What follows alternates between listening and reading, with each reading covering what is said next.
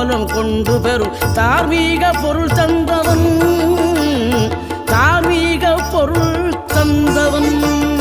ஆறுபடை வீடும் அருள் வழங்கும் முருகா அருகே நீ ஓடோடிவா. மூவிரண்டு முகம் ஜொலிக்க 2 கரங்களுடன் ஆதரவு